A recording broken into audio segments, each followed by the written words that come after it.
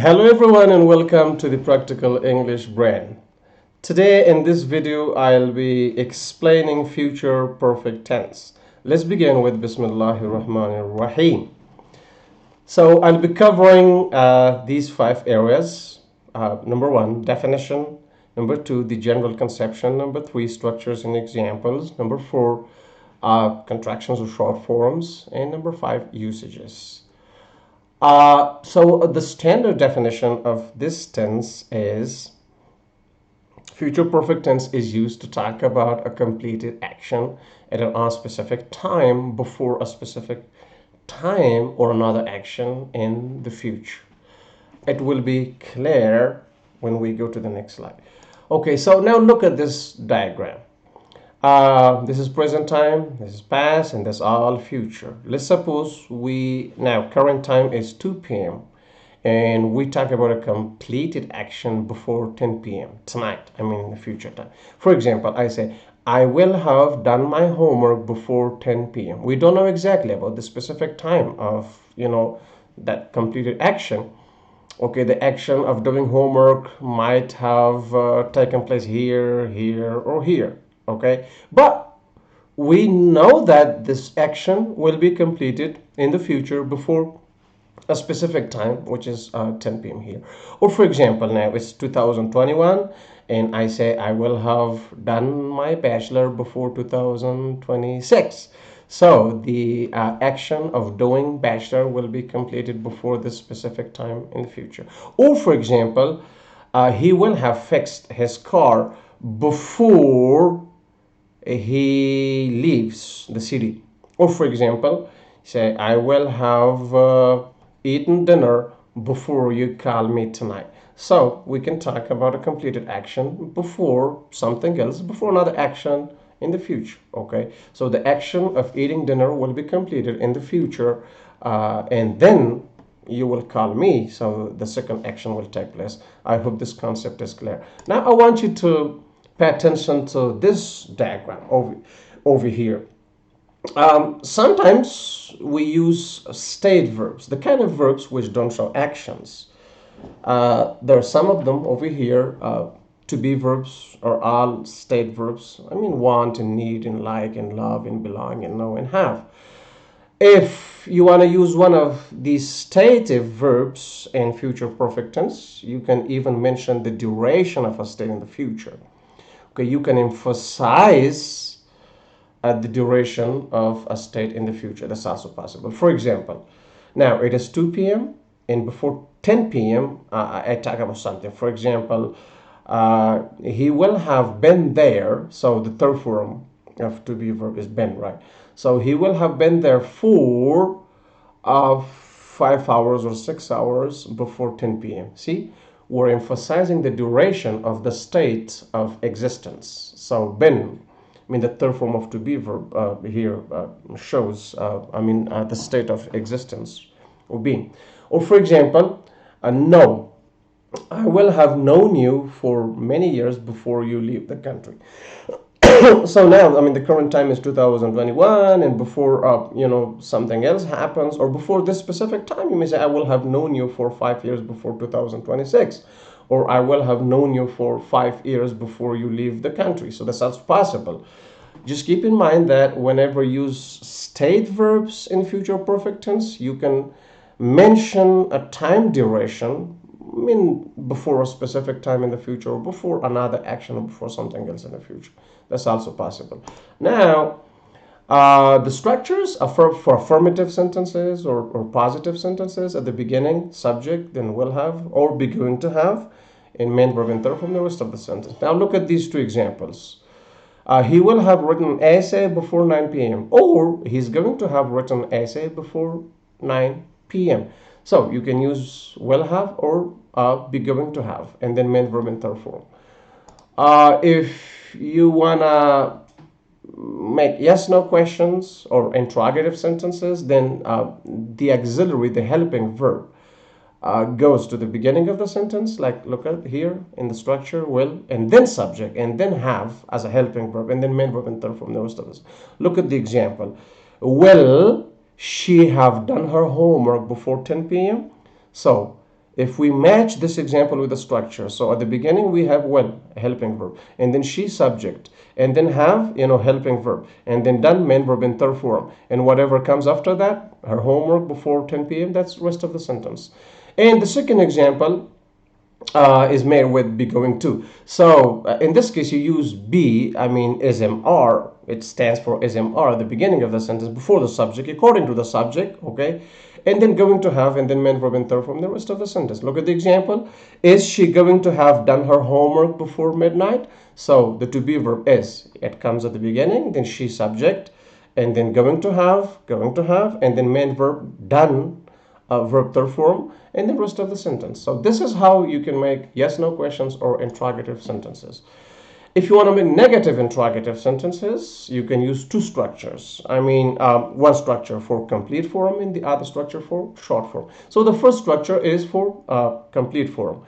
So will at the beginning, then subject, then not have, then main verb in third form, then rest of the sentence. Will they not have taken the exam before noon? So this is the complete form. The short form will not or won't at the beginning, and then subject, and then helping verb have, and then main verb in third form, the rest of the sentence. So will not they have taken the exam before noon, or won't they have taken the exam before noon? So possible. Spoken English, this short way, it is very, very common. So won't they have taken the exam before noon? Now, if you would like to make WH or information questions, this is your structure. So WH question at the beginning, and then will, and then subject, then have the helping verb, then main verb in third form, the rest of the sentence. Look at these examples. In all these examples, we have WH question words at the beginning, and then helping verb, will, and then subject, and then have the other helping verb, and after that main verb in third form, and then rest of the sentence. I'm going to read the examples. Where will they have built a house before 2030? The second example, what will you have bought before his birthday? In which countries will you have been to before 2030? Keep in mind that the WH question word which is usually followed by a noun or pronoun in a sentence, because it is an interrogative adjective as well. We ask questions about something using which. So therefore, there's usually like a noun here, like in this sentence, countries, or pronoun, which one, for example. Now, the WH question word who will have died before you get there? Who will have died? See, if you use who as a subject, it is directly followed by will have, the two helping verbs, and then main verb in third form. But in the last example, the WH question word who is used as an object, and therefore after auxiliary will we have subject he, and then the second helping verb, and after that main verb in third form. Who will he have talked to before evening? And if you want to be more formal, you can bring this preposition at the beginning, and you can change who to whom. You can say it this way: to whom will he have talked before evening? That's also possible. Okay, so now negative interrogatives in WH questions. That's also possible. You can use negative interrogative questions in WH questions. Look at the structure. Complete and short forms, both. Look at the structure. WH question word at the beginning, then will, then subject, then not have, then verb third form, then rest of the sentence. So, it's just for the structure for the complete form. Why will they not have eaten dinner before midnight? So negative interrogative, insight, information, or WH questions. That's possible. But you can also use the short form in spoken English. The short forms are even more common. So look at the second example. Why will not they have eaten dinner before midnight? So why will they not have? The complete form. Why will not they have eaten? But this is not very common. The last one would be very common in spoken English. Why won't they have eaten dinner before midnight? So, in spoken English, you can use, this way, using won't at the beginning, after WH question word, then subject, and then, the rest of the sentence. Okay, now contractions with will.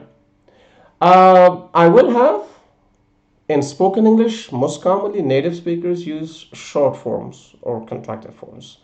So I will have becomes I'll have.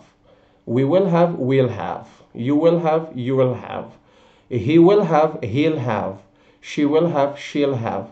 They will have, they'll have. It will have, it'll have, it'll have. Usually, it is pronounced like soft D, like instead of it'll have, not like this, like it'll have, it'll have. And all subjects will not have, or all subjects won't have. So this is how you can use the short forms with will. On the next slide, contractions or short forms would be going to. So I'm going to have is changed to I'm gonna have. I'm gonna have. It's very common spoken English.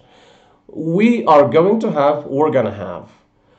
You are going to have, you're gonna have. He's going to have, he's gonna have, she's gonna have, they're going to have, they're gonna have, it is going to have, is gonna have. For example, I'm gonna have done my homework before, midnight. Or for example, we're gonna have fixed the car before you come over there. Or for example, they're gonna have eaten dinner before 7 p.m., for example. So possible. Okay, let's see what's going on over here. The usages, very, very important. I want you to please pay close attention to the usages. So the first usage, the completion before a specific time. Okay, so you just remember the definition, and now it's going to be proved over here. So when we talk about a completed action before a specific time in the future, example, we'll have exercise before 7 a.m. tomorrow morning. So in this example, we talk about a completed action, exercise before a specific time, which is 7 a.m. tomorrow morning. Number two, completion before another action. I'm going to have taught my students by the time he calls me. Now look, in this example, we talk about a completed action, teaching, before another action by the time he calls me, okay?